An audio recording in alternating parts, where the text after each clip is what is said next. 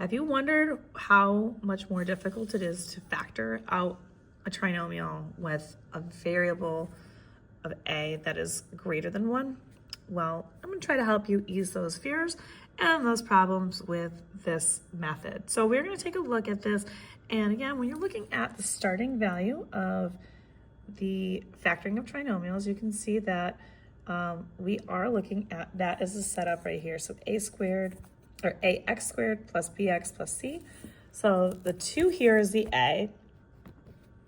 The c right here is your 9. So what we're going to be doing is, and then this is your b. First step you're going to do is you're going to take the 2 numbers on the outside and you're going to multiply them. So this is a 2 times the negative 9, and that is going to give me a negative 18. So you multiply those 2 together, and then what we're going to do is we're going to find factor pairs of negative 18. Now, because it's a negative 18, we got a lot we're going to have to deal with. Negative 1 and the positive 18, the positive 1 and the negative 18. We got 2 and negative 18. We've got negative 2 and a positive 18. We also have 3, negative 6, and negative 3 and a positive 6. That is all I've got, which doesn't seem like it's that much. But we're looking for the pair that's going to get me the 3 in the middle. So I want to know which one's going to give me a 3 in the middle.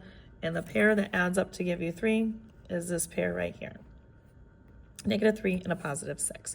So when I have that, those do add up to give me 3. So now what I'm going to do is these 2 are going to have the variable n after each of them. We're going to rewrite this expression right here with the 3n being replaced with these 2 things separated out. Now you're going to put the 2n squared first because that's what's always first. Then we're going to put the bigger number, which in this case is the 6. So we're going to put plus 6n. Then we're going to put that minus 3n. And then the end is in minus 9. Then we're going to do factoring by grouping. So if you have not checked out those playlists, check those out. There's a few videos on how to do those. And so we're going to look at how to factor out what we have. So we're going to take the first 2. We're going to take that group and factor it out. Biggest number that both of them have in common is a 2. They both have one n that is involved as well.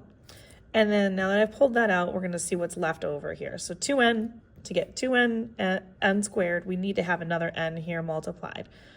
And then we're going to take a look at the second part. 2 times what gives me 6? That would be 3.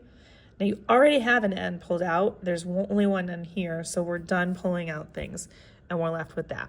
Now we're going to go over here to the second one and look at what they've got. They both have a negative 3 involved, and then that's it for, there's no variables. Then negative 3 times what is going to give me negative 3n? That would be a positive n. Negative 3 times what is going to give me negative 9? That would be a positive 3.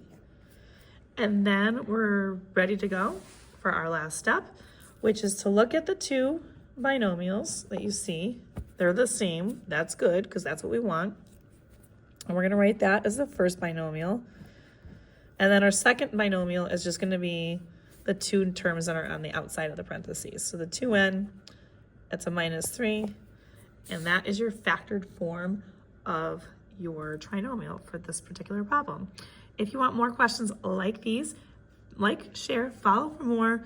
Find me on Instagram, find me on YouTube, find me on TikTok, all at YouWantAlgebra. All these are going to be located in the quadratic formula section.